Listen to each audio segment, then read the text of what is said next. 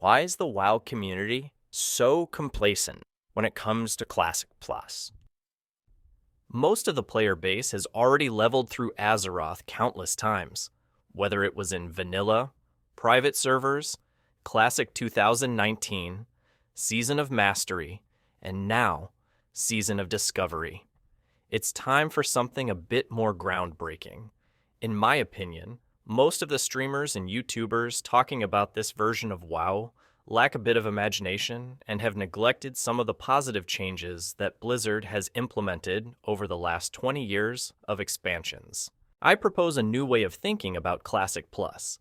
I would like to take some of the successes that other expansions have had and apply them. Then I would like to apply some real imagination and keep the feel of Classic, but spice it up to truly feel like a newer and more complete game. I value your time, so here is a list of what I want to talk about. I've also added one hot take at the end to gauge the player's reaction to this. Firstly, let's set the tone for the remainder of the video. I believe that Season of Discovery was one of the best developments of the Classic world so far. This came with some great changes, and I would like to take those victories and implement them. Specifically, the rune system and how it truly allows for some unique theory crafting and allows the players to customize their characters like never before. Some people may argue the player power was a bit overtuned, and there may be some truth to that, but overall, the rotation still gave a Classic feel for the most part, while it also gave players a more legitimate rotation, which Classic truly lacks. Finally, it also made every class viable and fun, which is critical to the success of Classic Plus. Blizzard, SOD was your biggest win since Wrath of the Lich King, and I want to acknowledge my appreciation for this version, and I hope you continue to innovate with it and implement many of those wins to Classic Plus. Some of these proposals will be controversial, but I want to get the developers and players thinking, and I would love to see feedback in the comments. Now, let's get into the key points and changes that I propose. First, leveling. I would like to experience this world at a Classic pace, as this makes the game feel large. With that said, some of the later changes I suggest will speed this leveling process up a bit. When it comes to new phases, each phase should increase the speed of leveling slightly so that new players can catch up at a reasonable pace.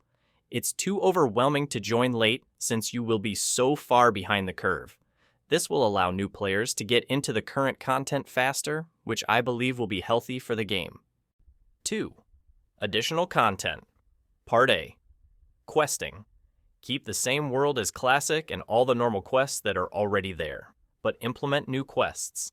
This is not as important early game, but after level 30, things slow down drastically, and the second half of leveling needs more quests to fill in the larger experience requirements for those late levels.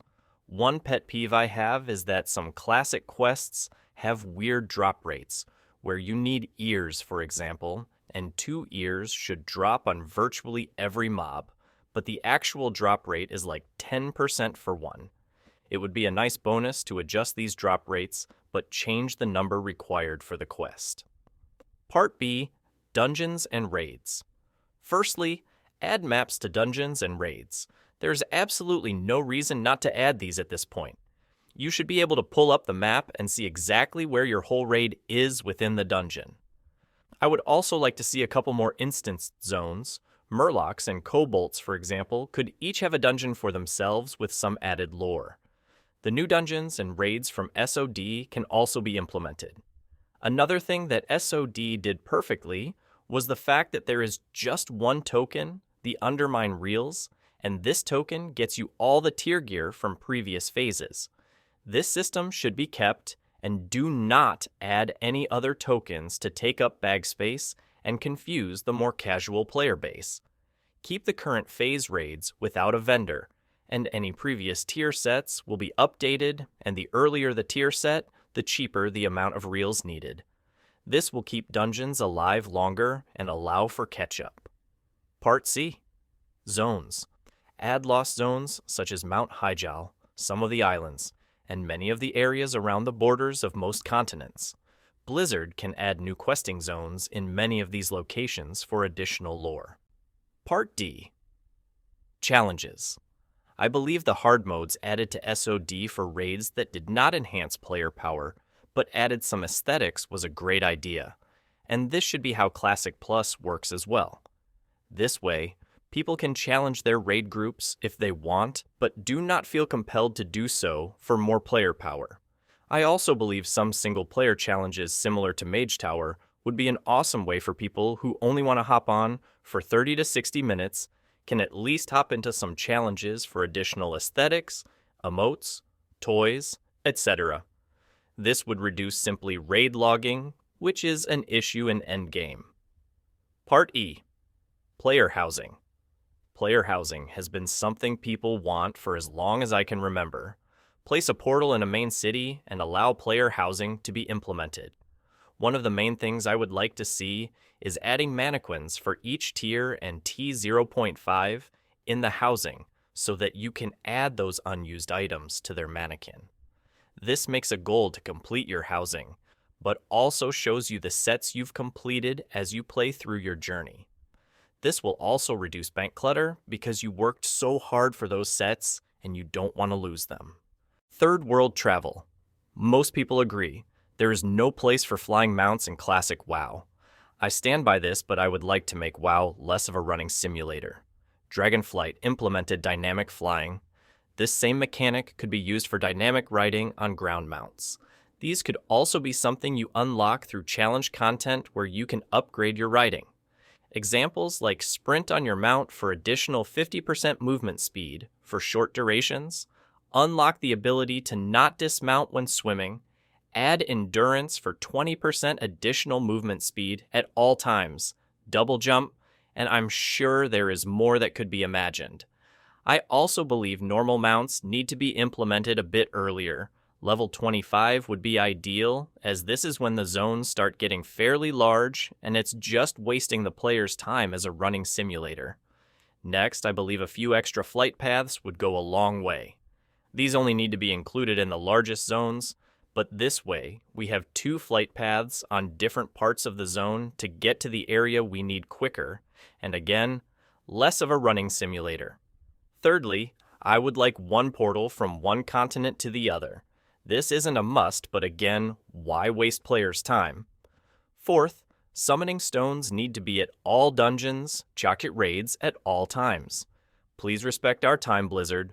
Why have 20 people waiting for someone who is across the world?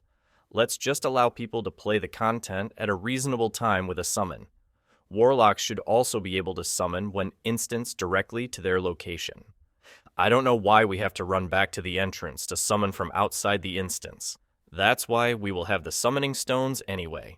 Fourth, dual specialization? Include it. Players just want to play the game. Why handicap them from swapping their specialization to enjoy the game in a variety of roles? The price to respecialize should also be extremely low, similar to SOD. Game balance. Horde versus Alliance. Racial talents need to be balanced slightly. I'll let Blizzard try to find a solution on this, but these talents need to be equal. Next, SOD did a great job at giving players more power, but we need to increase the difficulty of the mobs slightly due to this. Otherwise, the world doesn't seem dangerous, and that is one of the key aspects of Classic. I believe we should also expect the overall balance of DPS to be more equal. There is no reason why there should be more than a 3 to 5% difference in average damage for every DPS class. This is a game that players pay a monthly fee to balance and improve. Every single week, there should be small damage updates to single abilities when certain classes are under or overperforming. This really should be adjusted at every single reset unless there is no margin greater than 5% difference between the top performing DPS class and bottom performing DPS class. This should be expected as a community for a game that has a monthly subscription. The hardest part about this change is that this should not change class identity. One of the most beautiful things about Classic is that every class has strengths and weaknesses. All I expect is small 1 to 5% changes on total damage of abilities when they are under or overperforming. Next, This will be controversial, but I believe we should include Alliance Shaman and Horde Paladin at some point. The forums are always loaded with people wanting to nerf one or the other. Since they are entirely different classes, there is no true way to balance them, and there will always be complaints. That is, unless both sides have both classes. My suggestion is to add Dwarf Shaman and Tauren Paladin. They can start as their respective class, i.e. Dwarf Paladin, then have a quest line around level 10 to 20 to transition from a Paladin to a Shaman. They could take a potion that then makes them forget their original class spells and relearn the new abilities for the class they transition to. I'm sure Blizzard can be more creative than this, but this is one idea. Sixth, set bonuses. Set bonuses of SOD have been great and very unique. They change the rotation and playstyle of the class and really makes the creativity of theory crafting possible. They did this by limiting flat damage increases as set bonuses, but instead made a modifier of a spell or ability. I would like them to keep this mindset because retail has crap like a 10% increase damage to Frostbolt as a set bonus, and it is so unbelievably boring. 7. PvP. We need new and updated BGs. Some examples include AB flag. Capture takes way too long and is part of the reason many players just sat AFK in the BGs to get their honor. It's nearly impossible for one player to make a change, because even if they kill the defender, the opposing team has too much time to rotate and attack you. To cancel the flag capture, capture time should be cut in half. AV is another issue where Alliance has the bottleneck near their base. There needs to be an alternative route other than ghost running if Horde has pushed to that point, so that the game can continue and not just result in a huge mess of a battle where neither side makes any progress. Another issue in Classic is that objects such as the tree stumps in Warsong Gulch need to block line of sight for ranged spells and attacks. This should be applied to all battlegrounds where an obvious object between the caster and target would eliminate the ability to shoot through it. This is a major disadvantage for melee and needs to be fixed. Next, add Arena and Ranked Arena to endgame. This does not need to include new gear, but could include aesthetics, toys, and titles. It's just an activity for people to do instead of simply raid logging, and as long as no player power is attached to it, people can do it for fun and competitively if they so choose. Finally, add a few more battlegrounds. We should be able to expect a couple new Classic-era battlegrounds, just to stir things up a bit. Another fun idea would be 1 versus 1 arenas or competitions. These could be a normal queue system, or a weekly event could be implemented at one of the 2 arenas in the world, the Gurubashi Arena or the Dire Maul Arena. 8. Add-ons. Add-ons are the worst system in WoW. We should expect Blizzard to complete their game. Add in at least the most notable add-ons as standard to Classic Plus. This includes a DPS meter, bag sorting, junk cell, customizable UI with the same classic art style, gear saver for different builds, arena frames, etc. These add-ons are a legitimate barrier to entry for new players, and Blizzard needs to eliminate this barrier. It's crazy that they still haven't after 20 plus years. 9. Aesthetics and emotes. SOD did one thing that I thought was awesome, and that was adding new colors on old tier sets for each specialization. This was a great idea, but we can expand on this further and make it one of the coolest new systems in WoW. One thing I love about Classic is how players are forced to show the gear they are currently wearing. I think this is something that needs to continue in Classic Plus, but with one unique change. I propose that all gear and tier sets keep their same skin, and instead of transmogrification, allow for the customization of each piece of gear with shaders. Shaders would allow players to change the coloring of their gear while maintaining the same base skin. This is something that Destiny 2 has done, and it is a perfect system. This way you keep the classic feel of the gear, but allow players to express their creativity on how their character looks through shaders that are earned from raid sources, challenges, and PvP.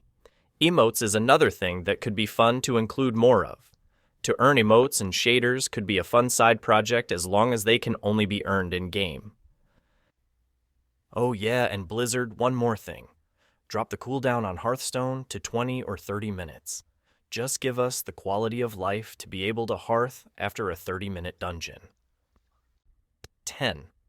Finally, and this is my hottest take of all. It might be so far-fetched that this is more of a discussion for a WoW 2 or completely new MMO from Blizzard. But I believe that this game needs to move to a new engine. There are other engines that would allow for new and unique quest types and mechanics, such as Unreal Engine 5. This idea is something I would truly love to see, but I'm not sure if it is realistic for a project like Classic Plus. The idea of walking into Molten Core with modernized graphics would make the experience feel so immersive. If Blizzard actually accomplished all these changes, I believe WoW might even have a chance to finally bring new players to the game. I would love to see how people feel about these changes overall.